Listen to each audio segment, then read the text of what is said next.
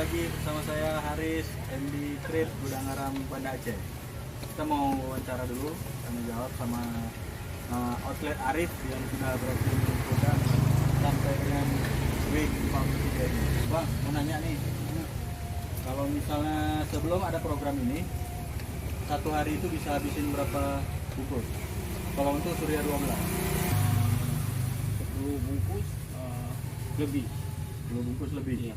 Itu eceran aja apa ada sama bungkusan? Jual bungkusan per bungkus juga. Kalau per bungkus lebih. Kalau eceran 10 bungkus habis. Ada juga. Itu dua bungkus.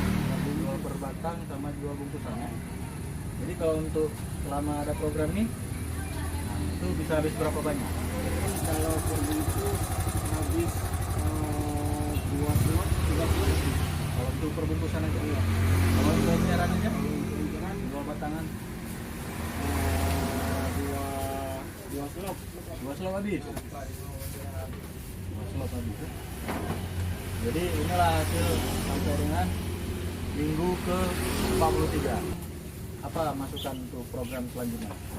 Kira-kira mau dibikin kayak apa lagi program selanjutnya? Nah, nanti kan itu dibuat jadi program yang ini, yang sekarang ini ya, seperti hadiahnya seperti